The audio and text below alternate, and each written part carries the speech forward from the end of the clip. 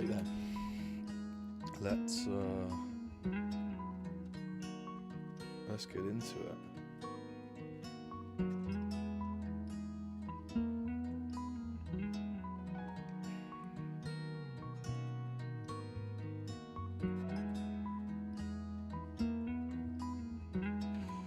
So, today I want to go through multiple different things really. We're going to try a complete setup for the stream where we kind of follow a similar order as we go through. So I want it to be the link of everything. So the whole goal of this channel, the whole goal of the live streams, the whole goal of the brand and the business that we're trying to create, I suppose, is basically all around mental health and training. I want to just like link the two, meaning that I actually want the day and the streams to run.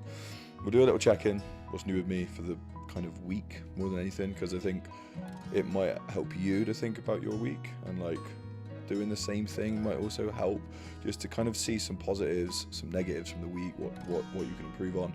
We're going to go through some training stuff, so I'm going to give you like small little segment around a couple of different things from a training perspective that may have helped me, and then a couple of different things around like a bigger section on like some actual methods and some takeaways, like some actual education. Then we're going to go into a main topic, which will be the bulk of today, and we're going to probably do that in every one. We're going to try and have like a main bit which might take 45 minutes to an hour, and then we'll have a mental health section at the end, and then we'll just have some like what are our goals for the next week, so we can kind of every Sunday we do this little plan together, we check in, we create some goals, and we head towards the next week in a positive way. So what the plan is, let me just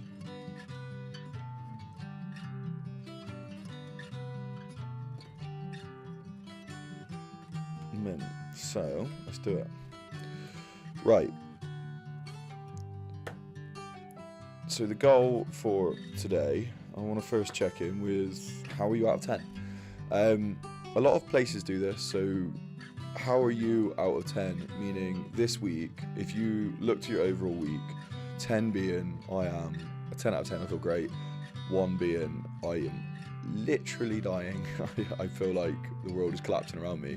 Where are you out of 10? For me this week, I've probably been about a 6. I've had a proper up and down week.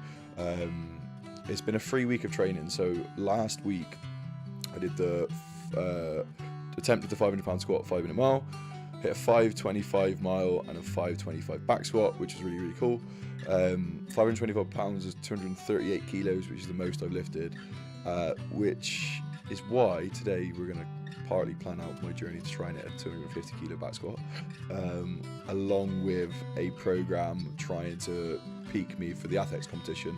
We got the finals maybe 9-10 weeks, but because I did the squat, I then had my mum's wedding on the Saturday. It was like a really nice event, really nice day.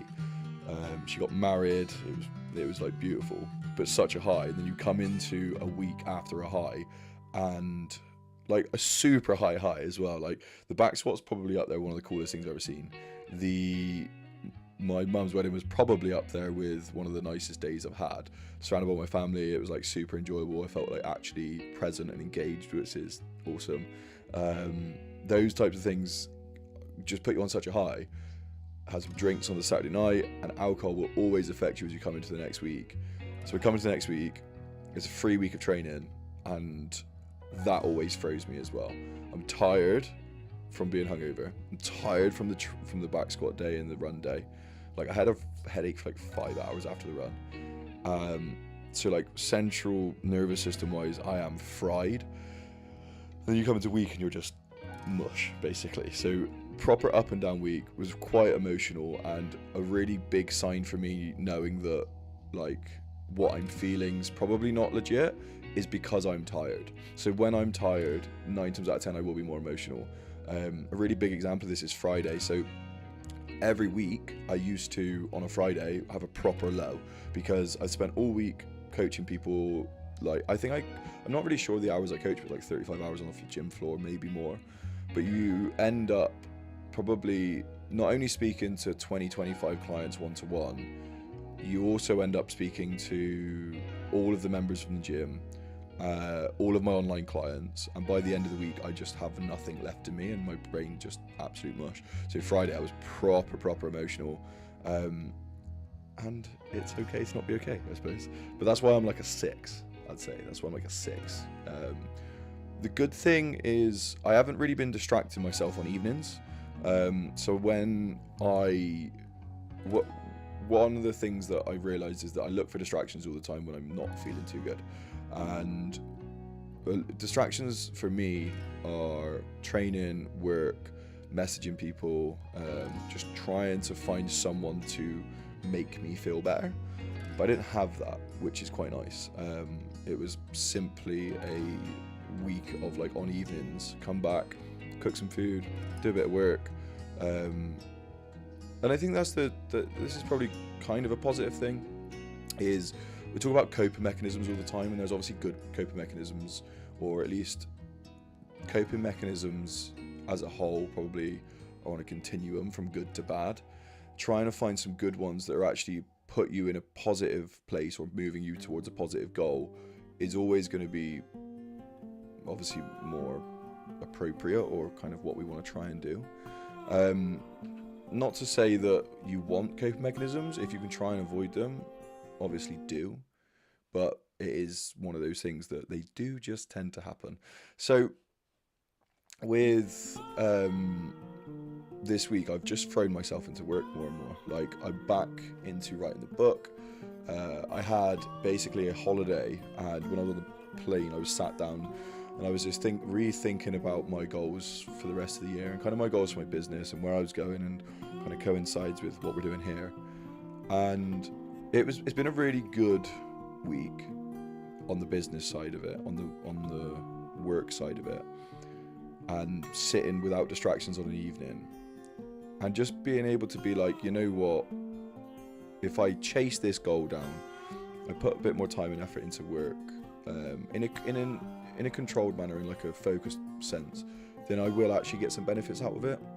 So from a coping mechanism standpoint, or a distraction standpoint, having something which is positive, like training, like learning something new, is always a great way. Like, I will always go to, let's see if I can watch something, but then also challenging myself to do things which are outside of my normal comfort zone. So I really struggled watching films. So I've watched 2 movies this year, but now 3, because I watched another one this week, because I couldn't sit down and watch it. My brain was too active. It just wouldn't let me sit there. I was like kind of anxious as soon as I was watching a film. So I actually managed to watch my 3rd film this week. First Batman, like Batman Begins. The guy with the mask, incredible.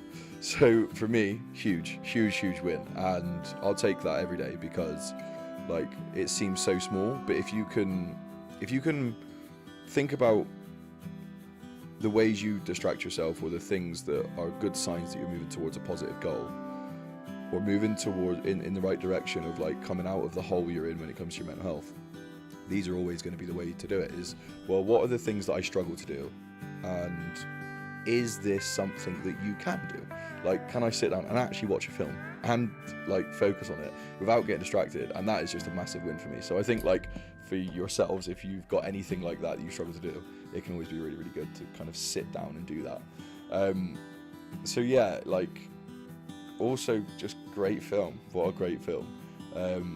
I basically, the reason I struggle to watch films was because they were associated with my ex. So I would sit down, and the only time I'd watch a movie was basically side by side with her.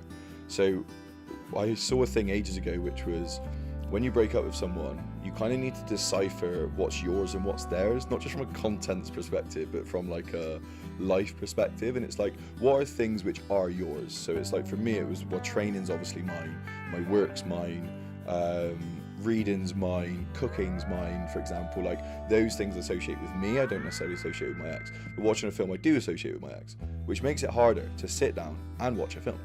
But managing to do that was like huge, and trying to win that back has been the goal. And I think if you're going for a similar thing, where you've gone for a breakup and everything you associate with them. You hear a certain song, you think about them. You go to eat a certain food, you think about them. You think of a certain location, and you think about them. How can you win that back? Like, because you kind of need to, because to some degree you can't just avoid all these things. I can't just avoid watching films. So to choose a Batman film is really good. Like, the films I've watched this year kind of sum up where I'm at, which is the first one was Good Will Hunting, then it was Creed, and now it was Batman. So I'll go through the Batman series. But that is me winning those things back. And not to say that like she's kept them from me, but this my thing of just being like, I want them to be mine again so I can sit and enjoy them. So that was huge. And like, going back to the coping mechanism thing, because I distract myself with work and throw myself into it, yes, it can be a positive thing, but it can also be a negative thing. It means that I am the type of person who struggles to sit down and watch a movie and to relax. So to sit down and watch a film for me is a bigger win than it is like being able to sit and actually focus on work. Like, getting hard stuff done is not a problem for me. Being able to relax is a problem for me. Yeah, Blissful Nomad, 100% classic film. Um, any other film recommendations as well along that line of like Good Will Hunting, Creed, and the Batman series? Like, anything else along those lines, please let me know, because I'm here for these kind of solo films at the moment. Um, But that's the check-in. I'm kind of 6 out of 10. It's been an up and down week. I've had like times where I've been on the floor crying. I've had times where I've had big wins like that. I've had really good movements within work and stuff and training. Like, we did a competition basically. Saturday we came third in it. Me, Mark, and Josh. It was incredible. Like, pure fitness competition. Really, really good, and kind of got me excited for Athex, which is really good because we got well, 30th of October we find out, but December 6th we got the finals for that. So I'm going to go into a little training section and just basically a thing that's helped my training and a thing that's not helped my training. So this is a new section. Let's talk about the two things that have helped my training the most. Have probably been having a plan and structure, and the thing that's not helped me is not having a plan and structure. So this week, when I come in to train, I've basically had to use my training app to pick one of the random workout sessions within the app. So any of the members of our app get access to all of the on-demand programs, but they also get access to standalone workouts. So you can just pick a standalone workout. And I was like, I'm going to utilize the app this week, which has actually been a really good test for me, because I've gone in, I need to do a lower body session, right? I'm going to click that one. I want to do some conditioning, I'm going to pick that one. And having this free week of training without a plan, I would go in and it takes me a while to figure out what I'm going to do that day. So one of the things that I always think helps is having some structure within your training, because structure and a program written well periodizes it to a place where you are now getting results week to week, and they're all building towards a certain specific end goal. Whereas if you go in and pick random workouts, one of the problems is the measurement of progression isn't that much. So like, the measurement of progression when it comes to like knowing what I did last week and knowing what I'm doing this week will be dictated by the program, because programs should be progressive, meaning that week to week they get harder and they challenge you and they build the characteristics and the qualities that we're looking for. So if I want to build some muscle, to have a hypertrophy program, which means that I'm going to progressively overload, I'm going to hit all of the correct muscle groups that I want to hit, and to be able to like build volume over the weeks, that's going to be something which is really going to help me to build muscle. Being able to track that progress then through a program is going to help me to know that I'm making progress. So like, if your goal is building muscle and your goal is to get stronger, being able to come in and say week one I got 4 sets of 6 on bench press, and I come in the second week and I got 4 sets of 6 on bench press, well, the increase in volume and the increase in volume is going to come from the increase in load. So rather than adding sets, we don't necessarily need to do that, we just need to add load. Okay, so what does that look like? That basically would mean that week one I'm doing 4 sets of 6 at 100 kilos, week two I'm doing 4 sets of 6 at 102.5 kilos, and that progression means that week to week I'm getting stronger. But without a program to follow, it's hard to know whether you're going to do that. I think from a long-term perspective, it's going to help because, again, it helps you to move towards a goal that you're trying to get to and trying to aim for. But it also helps on a short-term perspective. And it means that you go in on a day-to-day and you don't have to think. And this is one of the things that I love about training more than anything, which is training when I go in is probably the time that I'm most present because I'm focusing on what I'm doing. Moving my body, it's helping me de-stress, but I get more stress when I go in and have to make up whatever it is I'm doing. I'm not as engaged in it because I'm probably thinking about other things. Whereas if I come in and I've got this list in front of me, it's basically a to-do list because life is an endless to-do list we do over and over and over again until we die. And I don't know if that's a problem or not, but that's for a different stream, I suppose. The goal, as always, is to look for progress week to week. So the way we do that is to make sure that when I come in, I could just not have to think and I can just follow what's in front of me and I literally don't have to think about anything. I can just do. And that to me just allows me to stay present. So like that is one of the biggest things. When I don't have a program and I'm free to do whatever, I'm not as engaged in it. And I think that's because as a person, I'm very future driven, which is great because it means that I'm always moving towards a goal, but I have to be future driven, which is probably a problem. But again, having that program, knowing that I'm working towards something is going to super help me. The next section that we're going to go through is we're going to look at body fat percentages and we're going to look at how to plan your weekly weight loss. So the goal for this section is basically to teach you how this may look from a long-term perspective. So whenever I get people to ask me about weight loss and what they need to do and how they need to do it, I always think of it like we have a couple of different ways that we can focus on it. Let's have a look. I got a whole list I can send you away. I made a movie watch list. Yes, I definitely want to look at your movie watch list. Like movies, I'm pretty bad with picking movies. So yes, please send that over to me and I'll talk about it in the next week and see. And I tell you what, we'll do a little section where I go through it and I give my feedback on them to kind of help me to have some purpose for relaxing. Because again, we need a goal for everything we do. Oh my God.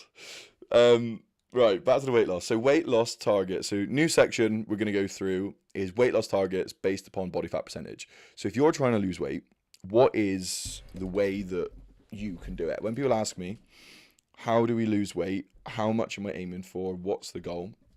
This is going to give you some rules that we're going to go through together, okay? So this is going to be some rules. We're going to go through it together, and hopefully this is going to help you to identify what you should be doing. Let me just pull this down a section. Sweet. Sorry, give me 2 seconds. Chat. Can I move out of there? There we go. Right, bloody hell. That's better. So I can actually see what I'm doing. Sweet. So, if you want to lose weight, how do we do it? What is the weight loss targets based on your body fat percentages, and why do we do it like this? So the reason this comes about is if I'm trying to get stage lean, I want to be somewhere between 4 to 7% body fat as a natural bodybuilder. So if I want to stand on stage and do a bodybuilding competition, we want to be lean enough so the judges can see the muscle that we've built. And that means getting between like 4 to 7% body fat. And if that's our goal, we kind of need to know the rate of loss we're looking for, because a few things come into play when it comes to why we slow it down. So the amount of weight you want to lose each week will vary depending on your body fat percentage. We want to aim for an average of 0.5 kilos or 1 pound per week. And this is the average that I will tell everyone who comes to me. The reason we do this is because to lose half a kilo a week, or like 0.45 kilos or a pound a week, you want to be able to, you want to be in a 500 calorie deficit per day, 3,500 calorie deficit over the week. That 3,500 calorie deficit over the week, for a lot of people, can be quite hard to get to, but that is going to be like the bare minimum that we want to try and hit. So we're going to try and hit 0.5 kilos per week. But as you get leaner, we want to slow it down, okay? The reason is, we'll go through the step-by-step process, but the reason we want to slow it down is because when you have a lot of body fat on your body knows that you've got a lot of energy available, which means that when I train and when I do things, my body can easily tap into those energy sources. So they can look at my body fat percentages and be like, right, we haven't had enough calories today, so we're in a calorie deficit. I need to get the calories from somewhere and get the energy from somewhere. I'm going to go and get it from the body fat stores that we've got. So when I'm a high body fat percentage, trying to lose weight and losing weight quicker and losing a lot of weight per week isn't necessarily a problem, because it means that I've got all this stores available, so I can just take from there. As we get leaner and leaner and leaner, and we have less and less body fat stores, our body still needs the energy to come from somewhere. The risk is that when we're in a calorie deficit, it's not a pro muscle building state. It's not a state which is telling our body, build loads of muscle, we've got loads of energy available. It's a state which is basically telling us that we're trying to lose weight, we're at risk of calories right now, we need to conserve energy. Building muscle is quite an intense, or an energy, it costs a lot of energy to do that. So as we get less and less body fat and we're getting leaner and leaner, when our bodies can start to basically use protein as an energy source. And this does become a problem when we get to essential levels of body fat. So it basically it helps that, or it makes sense that as you get towards those essential levels of body fat, we want to slow down the rate of weight loss. And we slow down the rate of weight loss because otherwise we go too quick, and we run the risk, because we could use protein for energy sources, we run the risk of our body basically tearing down protein. So you have an anabolic state, which is a pro muscle building, and a catabolic state, which is basically stopping the muscle building process.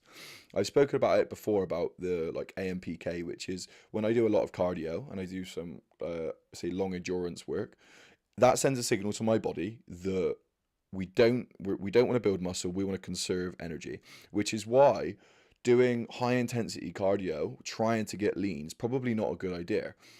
Getting lean, toning up, is about losing body fat and building muscle, or at least maintaining the muscle mass we have. So we just want to put ourselves in the best position to maintain as much muscle as possible. And this is how we do it. So if you are 25% plus body fat for men, or 35% body fat for women, you can afford a faster rate of weight loss. So this is somewhere between 1 to 1.5 kilos per week. Now, myself right now is probably between 17 to 20% body fat. So that's around roughly where I feel like I am right now. There are multiple ways you can measure your body fat percentage. We're not going to go into that today. We'll go into that in a different one. But just know that if you are 25% body fat, 35% for women, you can afford a faster rate of loss. If you're somewhere between 15 to 25% body fat for men, or 25 to 35% for women, you want to look for what we call a normal rate of loss. And a normal rate of loss is going to be 0.5 kilos to 1 kilo per week. If you are 10 to 15% body fat for men, 18 to 25 for women, you want to start to slow it down. And anything under 10% of body fat for men, or 18% for women, you want to slow right down. So the way that I look at this is basically, if you think of the top one, you can go pretty quick. Okay, so 25% body fat, you're looking at this point probably to be in the range of being overweight, if not obese. Let me have a look actually, because I've got some stats on this. So give me 2 seconds. I will find it so I can actually be completely honest with you. Otherwise, I'm just going to lie to your face, and I don't want to do that. So let's see if we can get this up. Got it right at the front here. So, body fat percentages. Yeah, 25% plus for men. If I do that, you'll be able to see it. 25% loss, weight loss for men, is classed as obese. Okay, your average is between 18 to 24%, fitness 14 to 17, and then your athletes 6 to 13%. And then we get to these essential levels of body fats. Like, we need this to stay alive, basically, essential levels of body fat. But this kind of chart shows us, or at least tells us, what we want to be aiming at. Oh, don't do that. Don't do that. Tells us what we want to be aiming at. Okay, so this is what we use as our guide. This is the thing that we're going off of, basically. So that 25% plus body fat for men, 35% plus for women is when your class is obese, and this is where you can lose a lot quicker. The reason you can lose quicker when you have a lot of body fat on you is because you technically, even though you'll be in a calorie deficit, which means you'll be losing weight, your body has a lot of energy available. So you're not at risk of losing muscle at this point, because it's almost as if your body is just going, well, I've got this other energy source over here. If you think about the food that you eat some carbs. They're like, if your body's like a hybrid car, for example, your carbs are going to be the fuel source that it uses first. It's going to be your electricity. And then when we run out of carbs, we're going to go to our other fuel source, which is going to be our petrol. That's the way it's going to work, or the other way around, whichever way you want to think about it. So when you have a lot of body fat available, you've got a lot of energy. That's fine. When you come down into the normal ranges, you can still, probably at this point, lose up to a kilo a week. Between 15 to 25% body fat, losing a kilo a week is not a problem. Dropping below 15% of body fat, this is where I would slow you down to half a kilo. And then less than 10% body fat for men, again, we're going down to 0.25. In it says 0.1 to 0.25, but that can be quite unrealistic, because unless you're like super dialed with your nutrition, and like for a lot of my clients, we're not. They are everyday people just wanting to lose a bit of weight. But if you are someone who's trying to get ready for a photo shoot, you're going on holiday, and it is really important that you are a certain body fat percentage, aiming for that 0.25 kilos per week slows it down and stops the risk of us losing body fat. The reason this is good, okay, and the reason we do this is because our training is also going to be super affected by the amount of food we're eating. So if we're in a really steep calorie deficit and we don't have a lot of energy available to us, we are going to struggle to perform as well in the gym. And if one of the things we're trying to do is maintain the amount of muscle that we need to be spiking muscle protein synthesis. And we spike muscle protein synthesis through training, that will spike it, and through eating protein. So having a high protein diet and strength training while losing weight is going to benefit us. If you lose weight when if you're in a calorie deficit, for example, and you're not strength training, you're not eating a high protein diet, 50% of the weight you lose will be body fat, 50% will be muscle. If you strength train and you eat a high protein diet, 2 to 2.2 grams per kilo body weight and up, you will lose 80% of your weight from body fat and 20% from muscle. And that is kind of the way that we're going to run off of this next section. So, meaning, this is how we work out, and this is how we figure out how we're going to get to our goal. I'm using me as an example here, so we can start to work out the process of figuring out your weight loss targets based upon how much you weigh and your body fat percentages. So first step is to work out your lean body mass. So how much lean body mass do you have on you? Lean body mass is basically everything that is not fat mass. So this is your muscles, this is the water, this is your bones, this is everything that is not fat mass. The reason we want to work that out is because that is pretty much a stable number that we can work off of. That is the number that we are going to use to calculate everything, okay? So if I weigh 97 kilos and I'm 20% body fat, it means I have 19.4 kilos of body fat on my body, okay? Which means that my lean body mass, to figure that out, is 97 kilos, take away 19.4, which gives me 77.6 kilos. This is our constant. So your bones, your organs, your water, your muscle, we will use this number to help us calculate our different body fat percentages. That's step one, what's your lean body mass? Step two is at your target weights at different body fat levels, okay?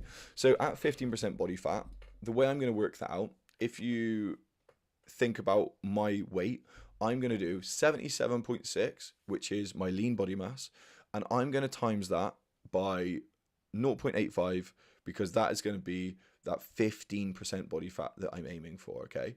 So if I do that calculation, it's going to give me 91.3 kilos. So for me to be 15% body fat, I need to be 91.3 kilos.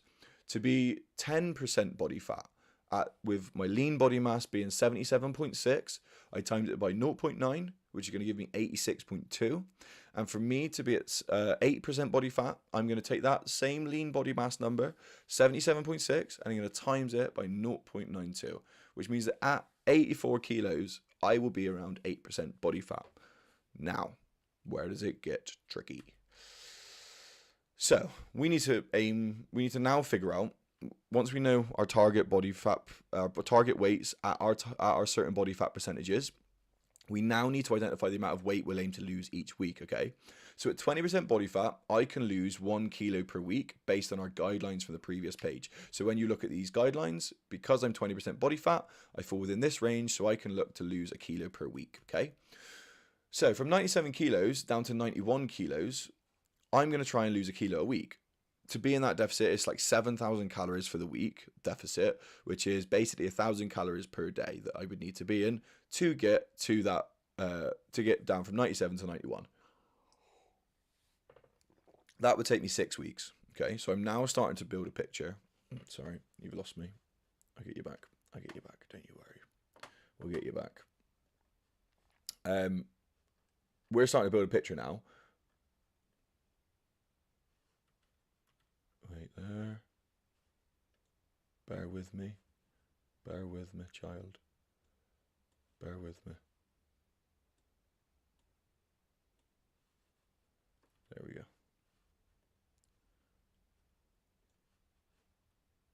And we're back. We're back. Right. So we're starting to build a picture out now of the amount, how long it's going to take me to lose that weight. Okay, so we're starting to build a picture how long it's going to take me to lose that weight. 97 kilos all the way down to 91 kilos. So that's 1 kilo per week. That's going to take me 6 weeks. From 91 to 85 kilos, I'm going to try to lose half a kilo a week. And that's because, again, if we remember, my body fat percentage to go from 20% to 15%, the weight I need to be at is 91 kilos. So from 97 to 91 takes me from 20% body fat to 15% body fat. That's going to be a kilo per week. For them, me to go from 15% body fat, that 91 kilos, down to 10% body fat, 86, we've gone a little bit further than that. We've gone down to 85. Could be 0.5 kilos per week. So that's going to take me 12 weeks. How do I know that? Well, if I'm losing half a kilo per week, I basically times the weight that I'm going to lose by 2, and that gives me the amount of weeks that I'm going to get. For me then to go from 85 down to 84, and I'm going to aim to lose 0.25 kilos per week, that's an additional 4 weeks. And now this is where things get a slightly bit more complicated. I say complicated, it's not really complicated. That's based upon me losing 100% of the weight I lose coming from body fat. But like I said earlier, there's a chance that 20% of that will come from the lean body mass that I was talking about, which means I need to recalculate my lean body mass once I get down to that target body weight. And the reason is because I might not be actually at that 8% body fat, okay? So I would retest my body fat using any of the different methods, but then I can recalculate where I need to be if I was to be 8% body fat based upon the changes in lean body mass. So how does that work? So if 80% of the weight I can expect to lose is from body fat, lean body mass would simply recalculate and our new lean body mass at 84 kilos. So if we expect to lose 8% of our weight from of body fat, if we expect to lose 80% of our weight from body fat, then lean mass body mass would simply need to be recalculated, and our new lean body mass should be calculated at 84 kilos. And we do that by going 13 kilos of total weight loss from 97 to 94 kilos. Okay, so for me to work out the amount of lean body mass that I've lost, if 80% of that weight that I've lost is body fat, it means that 20% of that weight I've lost is going to be lean body mass. Okay, so 13 kilos I've lost to get from 97 to 84. 80% of that weight is going to be from body fat. 20% is going to be from lean body mass. So I know I've lost 2.6 kilos of lean body mass. My old lean body mass was 77.6. I'm going to minus that by the 2.6 that I've lost, which means my new lean body mass is 75 kilos. And then we can get to our new estimated of 8% body fat by dividing our new number by 0.92. So our new lean body mass number, which is 75 kilos, divided by 0.92 gives me 81.5 kilos. So our target weight of 8% body fat will be somewhere between 81.5 kilos and 84 kilos. And now we can recalculate how long it's going to take us to get there by looking at 84 kilos all the way down to 81.5. Losing at 0.25 kilos per week means an additional 12 weeks. So overall, if I was looking to get down to 8% body fat, using those calculations, that 80% of the weight I'm going to lose is going to be from body fat and 20% from lean body mass, that's going to mean that it's not only going to take me the 6 weeks from 97 to 91, plus the 12 weeks from 91 to 85, plus the 4 weeks from 85 to 84. But if I'm going from 84 all the way down to 81.5, that's an additional 12 weeks, okay? So overall, I'm looking at losing, to get down to my weight and my body fat percentage of 80%, I'm looking for 34 weeks of weight loss. That's a lot. But again, we're somewhere between 81.5 kilos to be 8% body fat and 84 kilos. It's just good to know the calculations, because it means that if you are someone who's trying to get stage lean, you can use this as your guide to help you to know how long it's going to take you. Because when we step up to going, if we're trying to lose weight and we don't really have an end date, it doesn't matter how long it necessarily takes us. But if we're trying to step on stage, we kind of need to know what it looks like. I would rather get to 84 kilos a few weeks out and know that I've got time than being rushed to try and get on stage. Because again, if I'm trying to lose weight quicker and quicker and quicker in those last stages of the diet, I'm at more risk of losing lean body mass. And that is something that I want to try and avoid. So even though I could get to 84 kilos, which could potentially be my 8% body fat if all of the weight I lost was from body fat, and I could do that within 22 weeks, there is a chance that it could take me 34 if I've lost some lean body mass on the way. And that's why we calculate the amount of weight loss based upon the based upon your body fat percentages. At the start of the diet, basically, to sum everything up, to make things really easy and simple for those who don't really want to do that, but want some good advice, some like just kind of quick takeaways. At the start of the diet, go quicker, 1 kilo per week maximum. I wouldn't really go any quicker than that because the deficit will probably be too big. If you are really, really obese, it does not matter necessarily how quick you lose, because the healthiest thing for you is to get into a good body fat percentage range. So trying to lower your body fat as quick as possible isn't necessarily a bad idea. Just don't starve yourself, because again, we want to have some food available. We want to keep protein high, and we don't want you passing out on us. And there's no point going from loads of food to no food, because you don't necessarily need to. So you could lose a little bit more, but maximum 1 kilo per week at the start of a diet. The main bulk of the diet, we're going to aim for 0.5 kilos. And then when we're close to your ideal body weight, just slow down, 0.25 kilos per week. And that is how we figure out your weight loss targets based upon body fat percentage. Boom, have it. That could probably have been the bigger section on its own, I'm not going to lie. But there we go. There we have it, gang. That's how to do it. So, next section. This next section is the main bulk, and I'm going to do it on stream because it's for me anyway. It's the program for my long-term goals this year, and I'm going to show you the process that I use to do that. Like, how do I actually go about the process of losing the weight, or see, I'm still on weight loss. How do I actually go about the process of programming to try and hit a specific goal? So let's go through that. So, ta-da, a spreadsheet. A beautiful, beautiful spreadsheet.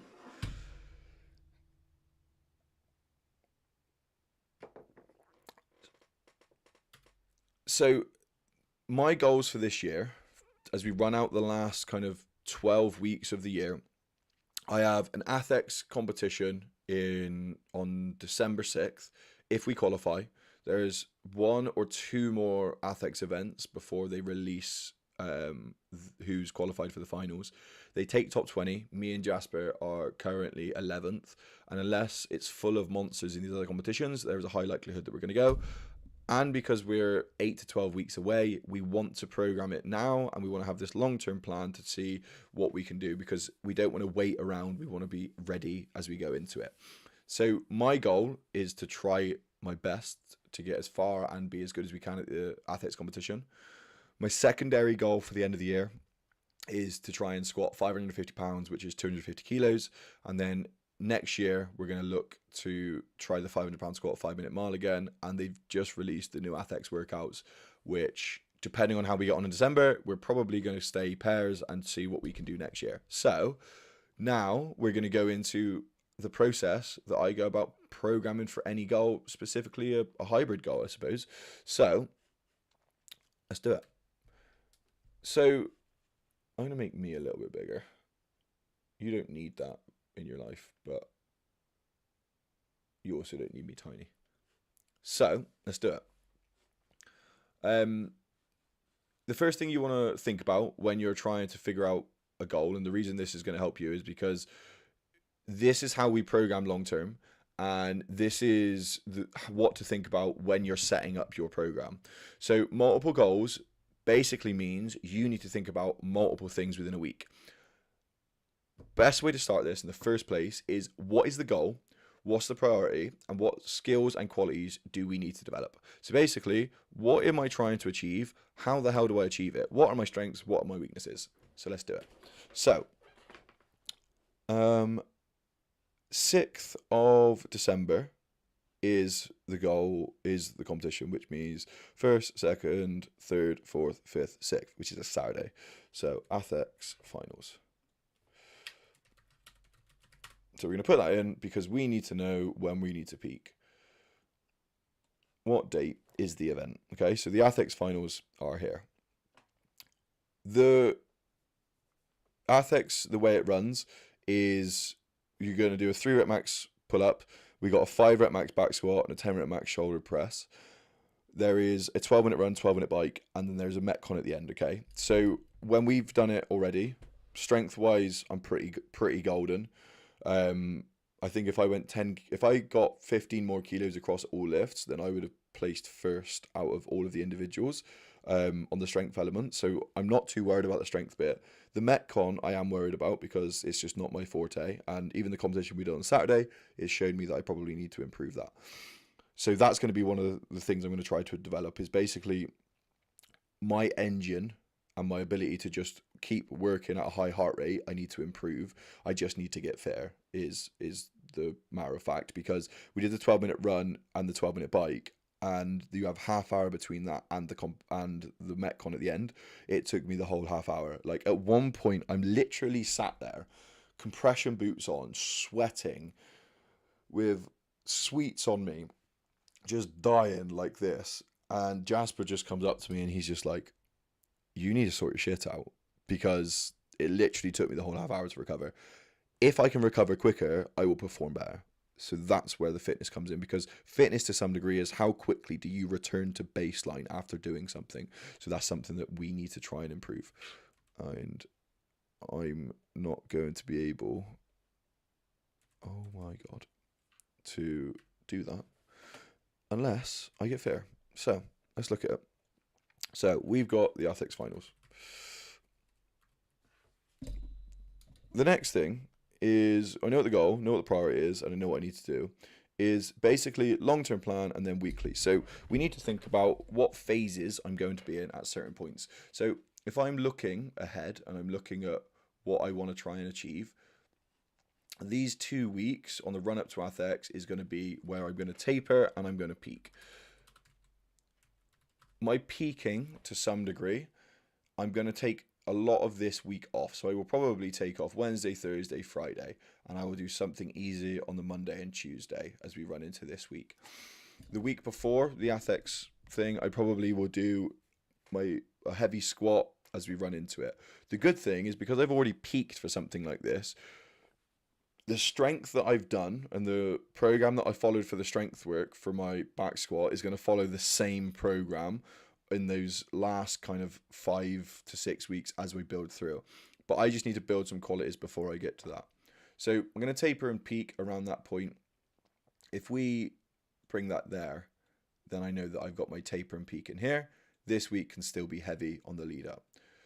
So this block, I want it to be 4 weeks, and then I am going into a new week, 29th. So I've got this like 5-week block before I deload and then go into this block here.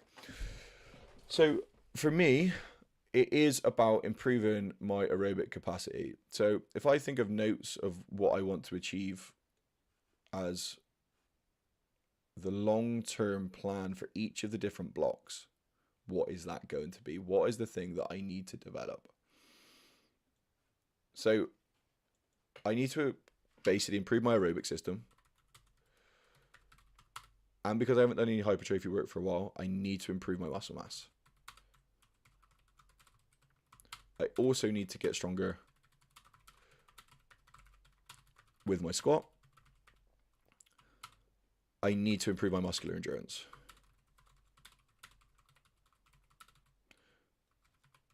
So those would be the things that I'm looking to improve in that block.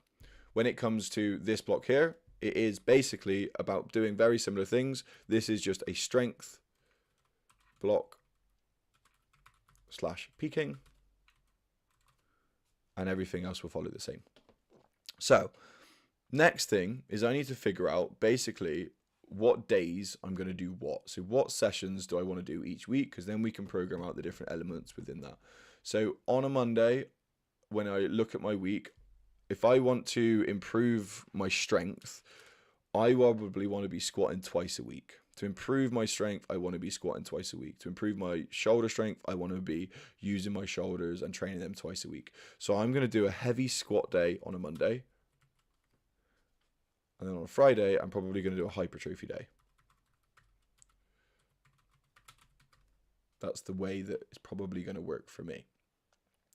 On a Thursday, I'm going to do some kind of Metcon / in Origin we do sweat classes, and those sweat classes are basically really good at improving your muscular endurance and getting you fitter and building your engine. The Thursday sweat class is designed around high rocks, and this athletics competition is similar to that in the sense that there's running and there's multiple movements that I need to be good at. Rowing machines within there, lunges, burpees are in there, box jumps are in there. So I can modify that class to include the movements that I need to train. One of the things that you'll see me do as we create this program is as we get closer to athletics, we're just going to get way more specific with our training. So if you think this 5-week block that I'm going to be doing back here, this 5-week block is going to be me doing some general training to improve general fitness, get stronger, get some more muscle mass, improve my muscular endurance, get fitter. That's basically the goal. And then this bit here, this like 4 weeks on the run up to it, this is where we're going to be more specific. Specific training for athletics, basically. And it's as simple as that. So I've got my squat days in, because this is the thing about picking your days. When you pick the days that you're going to train, or the things that are most important to you, it's like, well, what sessions are most important? And you need to put them in first, because that's going to dictate what happens. This Metcon sweat class for me, this competition class, me trying to get fitter, is up there with one of the most important things for me. Maintaining my squat strength, one of the most important things for me. Getting better at running, also going to be up there with what I need to do. And this is where we kind of come into everything and how we're going to run it. So squat, I'm going to squat on Monday. Let's have a look at what we're going to do elsewhere. So when it comes to like upper body stuff, I'm not sure how I'm going to run that yet, because I really want to go back to doing 5 strength sessions a week. And I might do this for the first block, so this first 5 weeks. And that's what my week might look like from a strength perspective. We've got this sweat class in here, and then I need to program in 2 runs. So I just need to figure out how I'm going to do that.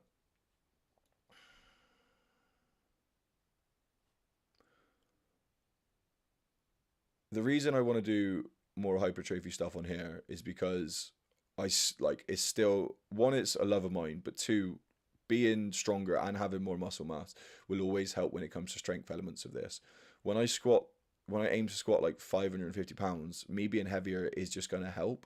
But being leaner is also going to mean that I just have more muscle per kilo of body weight that I'm at. So I'm at a lower body fat percentage.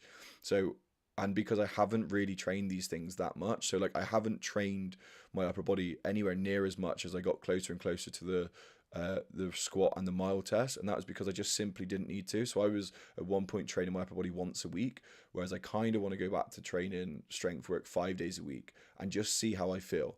Every week I'm going to want 1 rest day at least, and I just need to figure out how that's going to look for me. So if I trained push and pull on a weekend,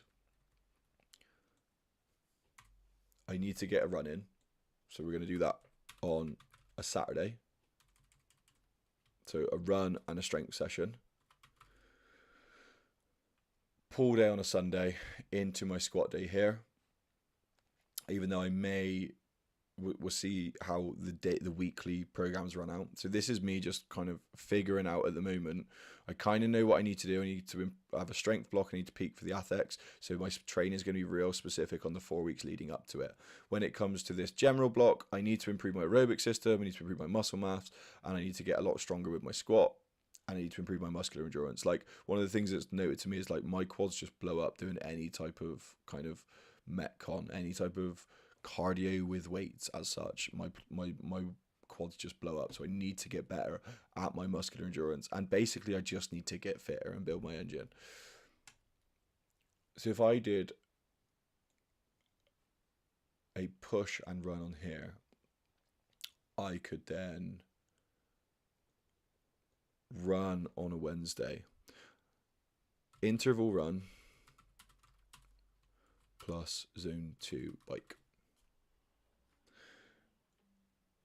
And I'll explain why I'm doing that in a second.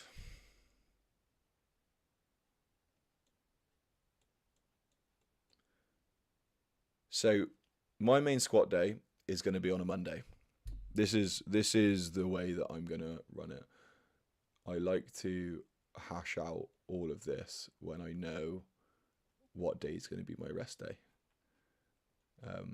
This may change for this last block, but I like to block it all out just so I know what day is my rest day. This day is going to be my main squat day. Interval run plus zone 2 bike on Wednesday. So that's going to be my main, that's going to be a cardio day, which is going to keep my speed up for when I train. So 2 things that I'm trying to maintain, qualities I'm trying to maintain. If I want to do the 5-minute mile next year, one of the things that's going to help me is keeping speed. Okay, so some of the interval work that I'm going to be doing is still at the speed for the 5-minute mile, which is about like 19.8 kilometers an hour on a treadmill. So I want to keep that in. But then I'm going to go into a zone 2 bike, because in ATHEX, you go from a run to a bike or a bike to a run. And because I need to improve my aerobic capacity, I can do my interval work, which may take maybe like, say, 40% of my session. And then 60% of my session, I can do a zone 2 bike. So that zone 2 work will be a lot less work, a lot less fatiguing, but will build my aerobic capacity. And that's why I'm going to pair it like that. The Metcon and Sweat class is going to be one of the main classes that I'm in for, one of the main things that I want to try and train for. So that's going to be a priority within the week. And then I've got a hypertrophy squat day. So on this day, I'm going to do a secondary squat, meaning that on Monday, I do my heavy low bar barbell back squat. And on the Friday, I'm going to do some kind of accessory. Because I want to try and build muscle, a big thing that kind of I notice with my squat, when I come out of the hole, my hips shoot back. Because my hips shoot back, that tells me that my quads are either weak or my lower back's either weak. So those are 2 of the things that I want to try to improve. So all I'm going to do is make sure that on this Friday, I'm going to probably train a high bar back squat.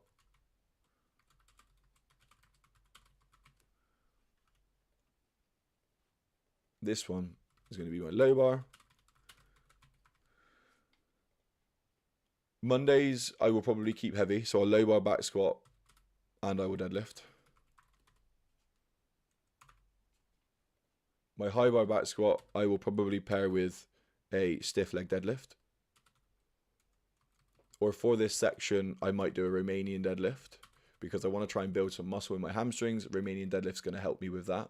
It lends itself better to a hypertrophy movement than a stiff leg deadlift does. Both are just as good. I'll probably do a belt squat plus accessories. Here at the moment, I've got a push and pull on the weekend that is going to be like my upper body sessions. My interval run and zone 2 bike, I may also add in an upper body session and just see how I get on. It's a lot of work. Like, it is a lot of work. What I'm programming right now, it is probably a shit ton. But I'm kind of here for it, because I haven't had a block like this for a while. So we're going to go, yeah, upper body session, interval bike and run, and we'll just split them throughout the day. I've got a video when I was doing the 500-pound squat 5-minute mile, which breaks down how to set your training week up for a hybrid plan. Obviously, we're going to go into that anyway, as to like from a session to session and what they look like, the individual exercises. But when it comes to actually like your layout of the week and what that looks like is what I talk about that there, and how to basically mean that you don't get this interference effect from strength work to endurance work. So Metcon and sweat classes, that one's just going to stay in there, push and pull on a weekend, and a push plus a run. So my runs progressions from week to week are probably going to look slightly different than normal. Rather than having a long run, I will probably do some kind of intervals on a Saturday, or some kind of tempo run on a Saturday, and then my interval work on a Wednesday. That works pretty well for me. So I can do a tempo run in the morning, and I can go and do a push session in the evening. Tempo run AM, push session PM.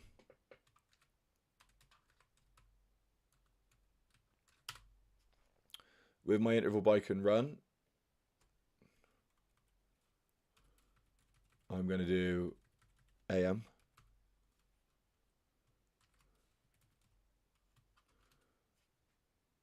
And I'll explain why in a second. And then my upper body session will be PM. So the reason I want to do this, you stimulate muscle protein synthesis, and that spike can last for like, it spikes around 18 to 24 hours, but it can last for up to like 48 to 72 hours. So that spike in muscle protein synthesis can last kind of 2 to 3 days, but it spikes after 18 hours. And we want to keep that spike high, and we want to keep trying to get the benefits from that muscle protein synthesis signal, because that's what tells our body that we need to build muscle. When you train endurance work and cardio, AMPK gets activated, which dampens and basically disactivates or blunts muscle protein synthesis signal. It stops that signal from going through, because they're opposite goals. AMPK tells our body to conserve energy and to get better at transporting oxygen, and muscle protein synthesis tells us to build muscle. They're opposite goals. So if I train my run and bike in the morning, I can do my intervals, I can do my bike, I can have 5 hours that signal lasts for, and then I can do my upper body session. That to me would be the perfect way to do it. This may change as well. Like, I may adjust how I do it based upon whatever the week looks like. The problem I get when I look at programs like this is it's not only what it looks like from a weekly perspective, from an optimal standpoint, how optimally can your week look, it's also what does it look like on your week to week, what you do for work and everything like that, because this just may not work for me.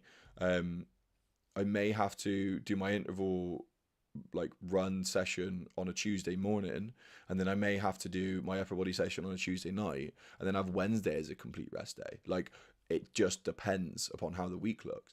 I think that may even be better for me now I'm thinking about it.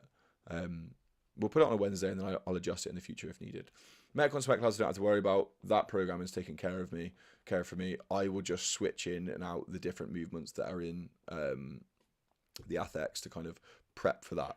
And then Friday, we have our hypertrophy squat day, which is going to be pure lower body day focused. We have a Saturday session, which is going to be a push session and a run. So I'll run in the morning, train push in the evening, and I'll do a pull on a Sunday.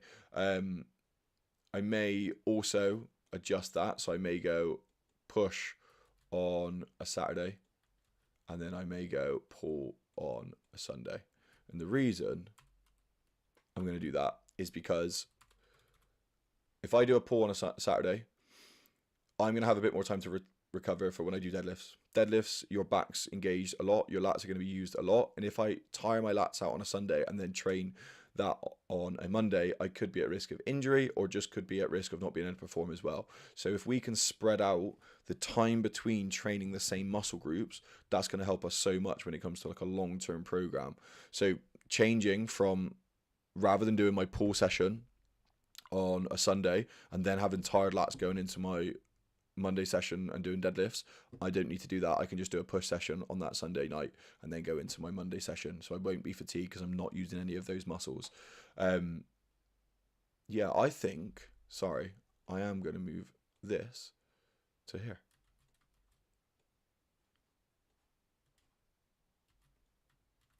Because that will suit me better on a Tuesday, because then I get a rest day from my upper body session and my intervals, full rest day, and then I can go into my Metcon and my sweat class. Metcon and sweat class, when I go into the hypertrophy session on a Friday, I'm going to have tired legs. So this is why this is my secondary session, is because I want to perform the best on the Monday. So I want to get really good quality work in on the Monday. So having rest from having a 4 days rest off of my legs on a Sunday before that Monday session is going to mean that quality on that Monday is a lot higher. Whereas going from a Metcon session where I've really fatigued my legs into a Friday session where I'm trying to lift stupidly heavy, it's going to be so hard. So we put our secondary session into there on a Friday. So it means that that's not as much of an important session. If I highlight my important sessions here so you can see what's most important to me, you'll be able to see, and this tempo run, and I'll explain the tempo run in a second. These are my most important sessions, and as you can see, they're spread out across the week. They're not close together, which means they're going to be most intense, and these other sessions aren't going to be anywhere near as intense as these sessions, which means that I have better rest and recovery going in so I can peak on those sessions in a better way. So the reason the tempo run is going to be more important, when it comes to running performance as such, they've done a lot of looking into it, and the athletes which are quicker, yes, this is long distance, but to some degree this will carry over to everything. The athletes that just have more volume of running in their training program are faster over a period of time. So I can do all of the strength work that I need to. Sorry, my phone's going off. I can do all of the strength work I need to. I can do all of the speed work I need to, but if I'm not fit enough and I can perform at a longer period of time, I'm just not going to be very good. So that endurance work is going to be really important, and that tempo run is going to be really important. Tempo is going to be around zone 3, so it's going to be something that I can kind of maintain for a longer period of time. I'm going to do a hilly route on that as well, which will be pretty gnarly. But all that's going to happen is I'm just going to increase my distances week to week. Let me put a run distances here. Run distance here.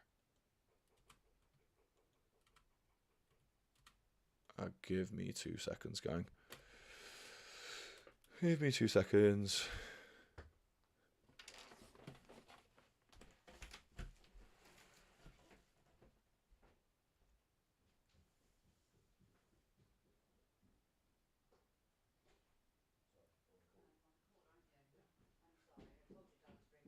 No, you're right.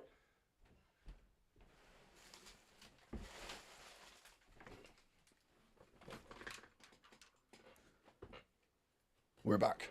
So, run distance 1, run distance 2, I'll program them in a second. But that's basically how my week's going to look. That's what I'm going to look to do. So, what am I going to do from a rep range standpoint? Let's put another note section in here. What am I going to do?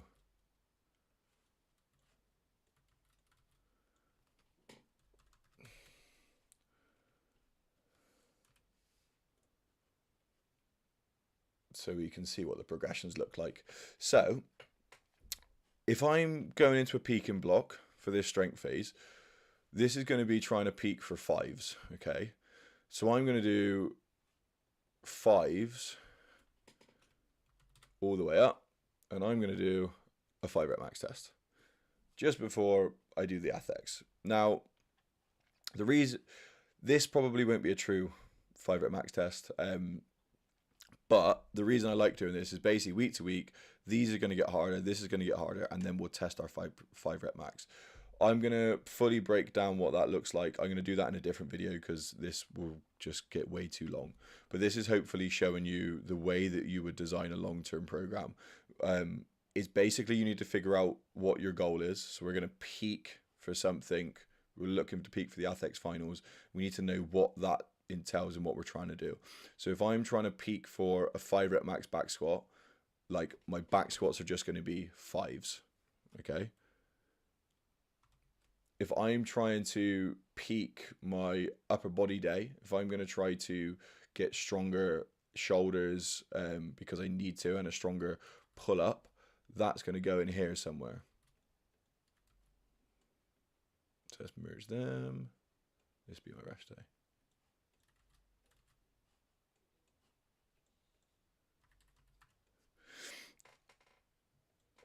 So overhead press and pull-ups. So my overhead press is going to be 10s because I just need to get good at that. And then my pull-ups in this one is going to be weighted pull-ups,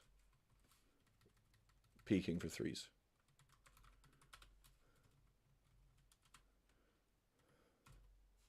So in this block, 5s is because I'm trying to get really specific for the ATHEX, and the overhead press is going to be 10s and 3s. My runs are all going to be probably trying to push certain levels or certain speeds on my interval runs. So I'm going to be trying to hit certain like programming off of pace. What I might do to make life easier is I may program this out, because I think it would make more sense to talk about it retrospectively as my brain does its workings, rather than you sit here and boringly go through this. I think that might run better, but I will show you the basics of the long-term planning now. So all I'm trying to think about from a long-term planning perspective when I've got something coming up is I'm probably going to train for 4 weeks to peak for that competition. I need a week where I taper and fully peak into it, and that may mean that I actually like the progression, rather than doing a 4-week block where I do 3 weeks of progressively getting like heavier and heavier. I do 4 weeks of getting progressively heavier and heavier, so the jumps week to week are less, but then we taper, so we have almost like a week off, and then we do our actual day.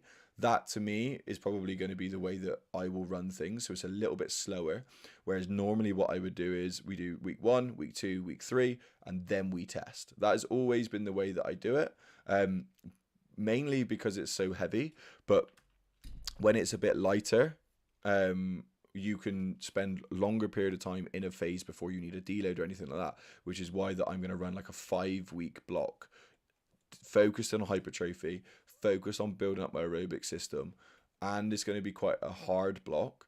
Fatigue's probably going to be quite high, and then on this last week of that 5th week, so this 5th week, well, week 6 here, but this final week here will also double up as a deload week. So even though I will test some movements in that 5th week, or week 6 here,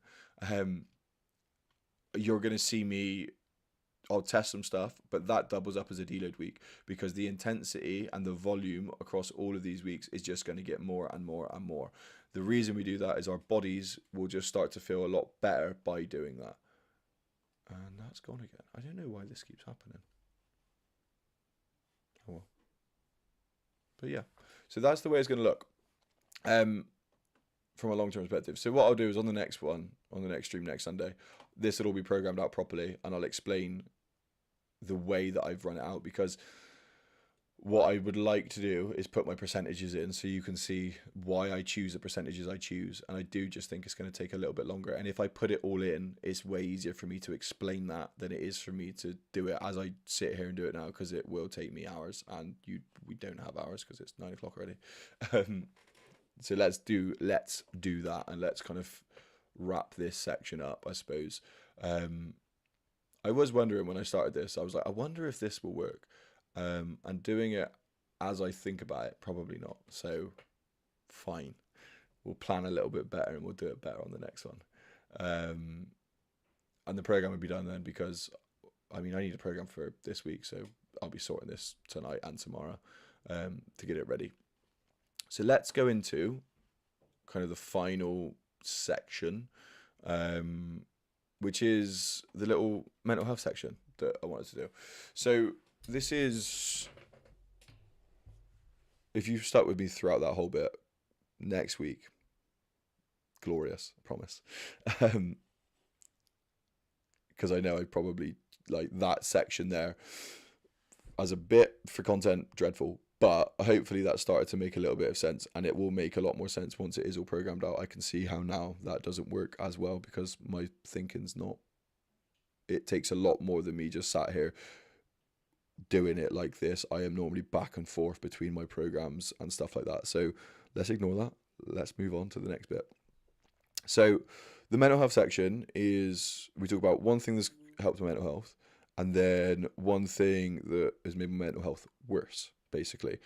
What I try to do, same as the training section, is link the two, because I think it's good to know what helps and it's good to know what doesn't help.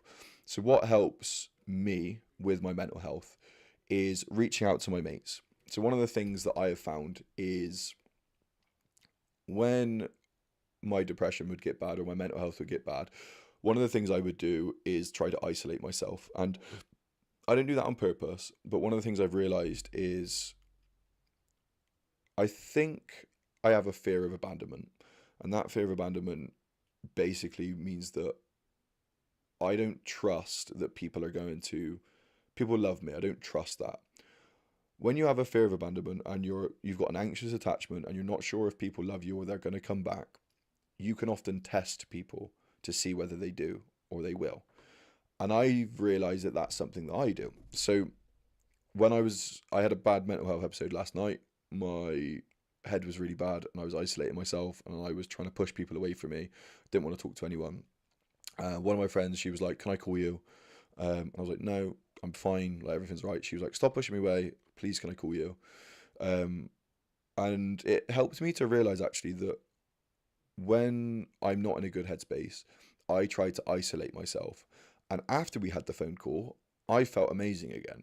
And it just reminded me that you to reach out to your friends, basically, and to just speak with people and to allow people to speak with you and to not isolate yourself. I think the isolation to me isn't because I want to be on my own. It's because I'm afraid of, like, I feel like I'm not good enough, or I feel like I don't deserve it, or whatever the feeling may be for me. I've just realized that I push people away. But that me pushing people away is kind of like a cry for help. And it's like, it's not that I'm purposefully or proactively or consciously thinking, I want this person to prove that they love me. But it is, in like now thinking back to it and doing this multiple times in my life with different scenarios, it is me just trying to isolate myself when the number one thing that I want is connection. And that's because I believe I don't deserve the connection. That's what it can do when you're having a bad mental health episode. So one of the things that I would suggest is, if you're struggling, just message someone that you're struggling, because that connection can bring you back round. I've had it multiple times this year. Yesterday was a really good example. Like, I was crying, I was really upset, and on the phone to someone for an hour, and by the end of it I felt amazing. I felt really good. When I had my really bad mental health episode back in March or April, back in March, my sister was on the phone to me, and that helped me out. When I've been crying, one of the things that we do, funny that I watched the Batman films recently, but one of the things I would send to people is a GIF with the Batman signal to basically tell people, I'm in a bad way right now. Like, I need your help. And rather than say anything, I'll just send the GIF. And that's literally like the call, the cry for help. Even though my brain may be telling me that no one wants to see me, that I'm a burden, that like I'm unlovable and all of these things, to reach out is going to be the thing which stops that and which makes me feel better in itself. So reaching out to like my friends and messaging people and connecting with people and speaking with people, like specifically like calling someone or having someone there, really helps, because isolating myself does the opposite. I know that if I'm in a bad headspace, spending time on my own is probably not a good idea. So speaking to people and reaching out to people is something I try to do. That's like one of the main things that's helped me. Another part of this mental health section, or a separate video, is there isn't a specific sign. So anything that I've learned from this next section is going to be around anything that I've learned from my reading, from lectures, journals, and this week it's actually from therapy, which is to say that there isn't a specific sign or date or time to say that you're ready to start dating again. The other night, I woke up at like 2 a.m. and every happy memory I've ever had about my ex was just replaying in my brain like a slideshow, like a preview. It was like I was at a cinema and everything was just watching. And then I woke up at 2 a.m. and I was like, oh, that's horrendous. So in that moment, I was like, I never do this, but I went on Instagram. The first post I saw was from a woman called Layla. Let me see if I can get this up. So I'll keep speaking about it, but I'll see if I can get this up while we do it, because I want to read it to you word for word, so like you get the same impact. Because you can see, I woke up, I've had this bad thought, and one of the things that was going through my brain was, I keep replaying it because in my brain I feel like I'm missing her. Even though I don't think I'm missing her as the person, I think like I'm missing the connection. And the connection not necessarily with her, but with a person. Because one of my biggest goals is to like have a happy family and all of that stuff. And when you break up with someone, that dream that you had with that person is just evaporated, right? It's a fugazi, it's a fugazi, it's a fairy dust, right? So because it evaporated, I'm then like, oh, my whole life's over and everything that I wanted and was planning is gone. And obviously that's not true. So let me find this post because I think it will help you to see what jolted me back into normal. So I wake up, it's 2 a.m. My brain's just replayed all of the happy memories I ever had. And I was like, I need to get over my ex pronto, because I don't think about it on a day-to-day basis. My life probably is objectively better in every metric. My training's better. I'm healthier. I look better. My skin's better. I'm earning more money. I'm doing more business stuff that's going to provide for my future. Objectively, everything's better. And I now have a way clearer idea of my future partner and who I want that to be and what I want that to be. So like objectively, I'm doing better, but I still have this thing. And that is driven from the other video I spoke about with the isolation and my being anxiously attached and not feeling worthy of love and not feeling good enough means that I'm just constantly looking for other people's approval of me, right? And when I looked for 5 years for her approval and I didn't get it, I still have that like tendency to like, oh, am I doing the right? Is she around to kind of to say, yeah, well done? And because she's not, obviously I need to get that from myself. But I realized that actually I'm pining over her and I'm wanting her back, right? So this was the post that I saw from Layla. I woke up, it's 2 a.m, just replayed all the happy memories I've ever had.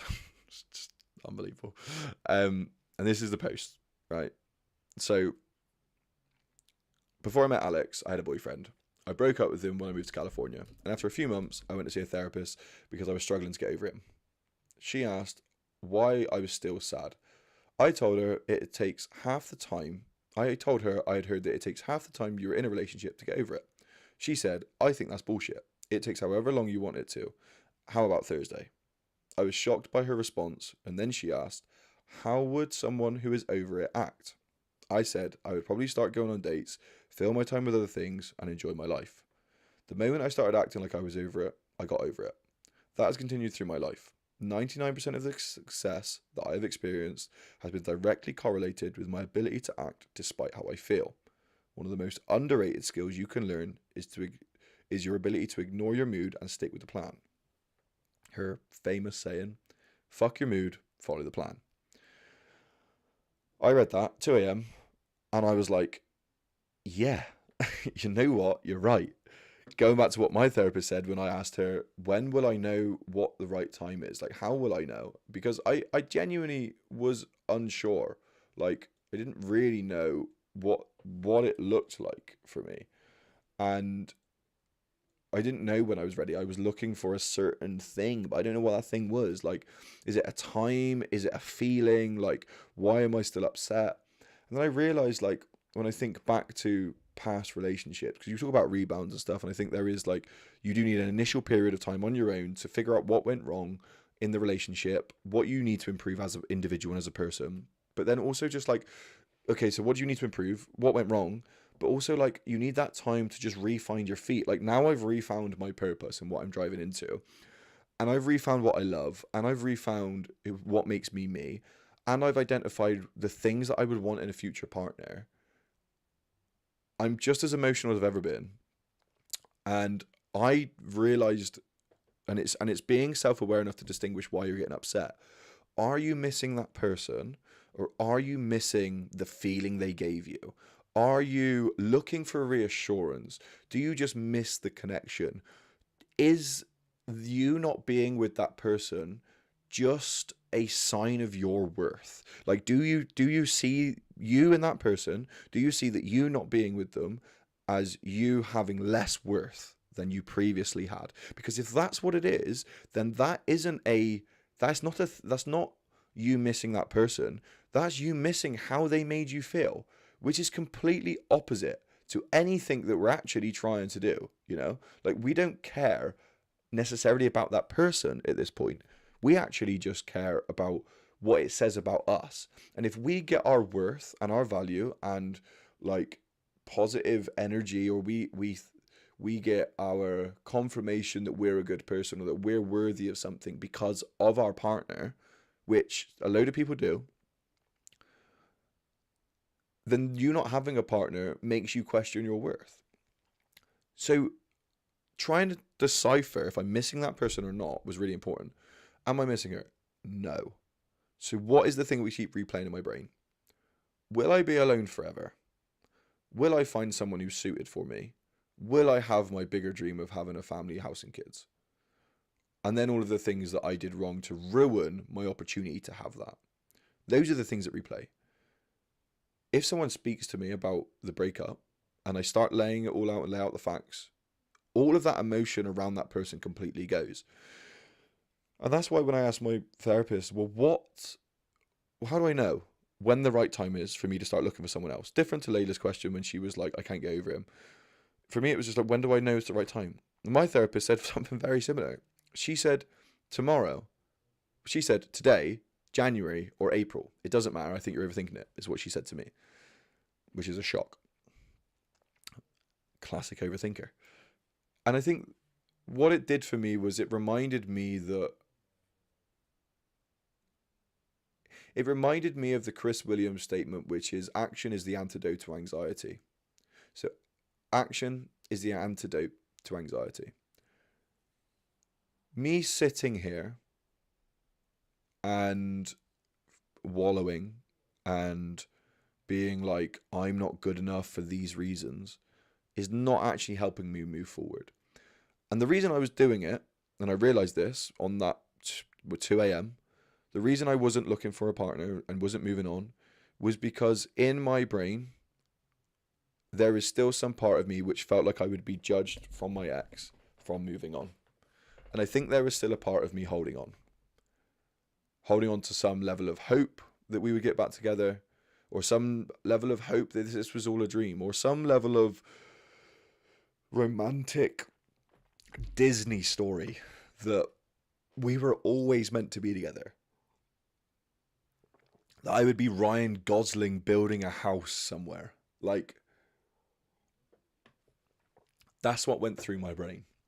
And I realized it's because I've not given myself the opportunity to move on. I've not decided to. I've allowed myself to do the thing that I did in the whole relationship, which was look for her approval of everything I did. On one prong, that is me trying to get my validation and worth from my partner, which is wrong. On the other hand, it was my partner constantly making me feel not good enough and making me feel that I was always the problem. It was a two-pronged thing. But knowing that is the thing that is the most important. Now that I know that that's what I was doing, and now that I know that I was holding on, I'm doing all of the work. So there is not a specific time. There's not a specific date that's going to come up. I just need to move on. If you're struggling with a very similar thing, it literally comes down to, what are you going to do? What is the plan? Are you going to allow yourself to wallow, or are you making positive steps forward?